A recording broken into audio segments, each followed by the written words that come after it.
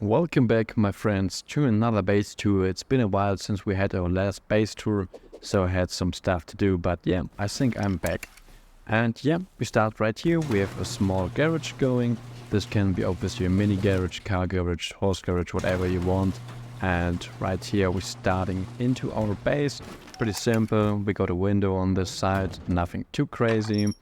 And after our airlock, we're starting to get into the base even a little bit more. And as you can see already, we got our smelting area right here. On this side, we already got some exposed boxes after the first garage door. And after the second garage door, we do even have some more boxes. And as you can see, in total, it is 6 large boxes and 2 small boxes. And you're even able to add some more small boxes on this side. But for me, I don't like it to have small boxes right here because it can be even a little bit annoying while jumping up from the bunker. So you're already wondering what's with this vending machine, why it's not able to store some loot or stuff like this. It is because this is our TC. And that's pretty simple. You're just going to stand on one of both sides and then you should be able to reach a TC. And as you can see, the upkeep is decent. For 24 rockets, rate at least. If they don't hit the TC directly on the second floor, I think that's pretty valuable for solo base, and you don't have to grind crazy to keep the upkeep going. Okay, so I'm gonna show you the top part at first. We have a simple jump up. If you want, you can add a shotgun trap or something to even protect your loot even a little bit more.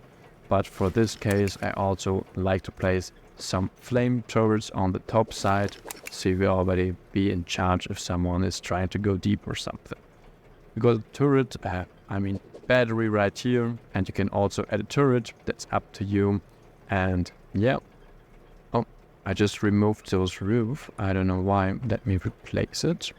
Just remove this and get it back done, just like so. And we got some nice peaks which you can use. Nothing too crazy, not that much protection on the roof side right now. But I mean, you could also go ahead and don't place all this stuff and add a proper shooting threat with the base. But yeah, for me, if I play solo, I don't use my roof that much. Online raids are pretty rare these days and I don't like to roof camp. That's why I use something like this. Okay, to show you the bunker, it's pretty simple. As you can see already, you're not able to reach the vending machine from this side, and also the same for this vending machine. So you basically can go ahead, place a roof, obviously out of twig, and boom, your vending machines are open. You have some extra nice bunker stuff right here, and it will cost raiders an additional at least 24 rockets to get inside. And while talking about it, I see I didn't upgrade these parts. This one has to be out of Honeycomb as well if you store something valuable on top, okay? So if it's nothing too crazy, you obviously don't have to go ahead and waste your high quality metal on upgrading. Metal will be fine as well. But yeah, keep in mind you will be able to chop it out from the soft side, and that's both of these sides. That's the only issue you have on vending machine bunkers, but I guess if it's made out of high quality metal, people have to waste a lot of time, and doing this on the roof gives them some attention they maybe don't want while doing it. So yeah, I think that's a pretty nice solution for a roof area. And right here we went down, and as you saw it already before, we have got a bunker right here. To enter the bunker, you obviously have to spawn inside. We got a sleeping bag in here, and we got in total 5 large boxes, which we can add if you got the DLC. And yeah, if you don't have the DLC, you can simply use large boxes, and you will be still able to fit 4 inside, not 5, but 4, and that's pretty fair, I guess, as well. So to open up the bunker, simple, shoot the twig out, and then you're able to have a jump up the ladder.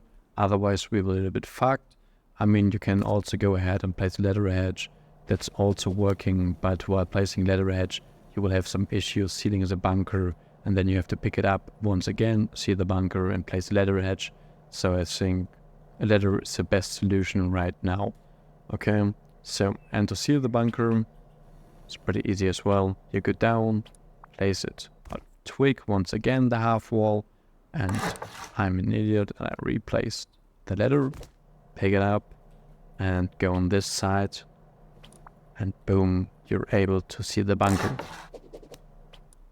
And yeah, basically that's it with the base tour, and I guess we will see it in the base build. And by the way, what the fuck? What's that, bro? Is he working at McDonald's and gets banned or what? Weird as shit, man. Alright, see you in the base build, boys. To begin with the build, we simply go ahead and start with a simple 1x1, and I guess right now you're a little bit low on resources, so you wanna use a doorway and made it out of wood to chop it out later on. And as soon as you got some stones saved or you got enough resources, whatever, we can start to expand the base and add a simple bunker. And just to let you know, I'm gonna use a cheap way right now, so if you don't have enough resources, we are unprotected or something like this. So keep in mind, those walls have to be chopped out. If you have enough resources, you can already skip a little bit forward. But if you don't, you should go ahead and make it out of wood so we can chop it out later. So right now we have an airlock going. We already protected ourselves even a little bit more, but we are not protected against flame rates. So that's the next step which we want to do. And for now we need to jump up on this side. Make sure you don't have to use stone right away. Just use twig for a simple jump up. That will be fine. So to continue, we go ahead just like so. I mean, we will add the honeycomb later on, so that's just a cheap way again, okay? So close this part, seal up the stone, the wooden walls. I don't know why it should went blue any second. Jesus, just like that. Close it up, and now we have simply time.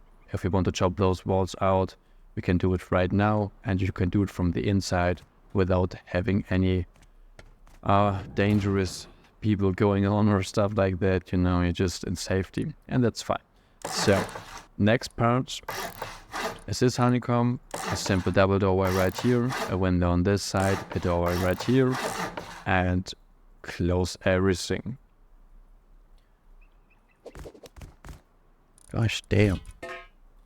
Just so, the window bar inside, and now we already have some doors which are protecting ourselves.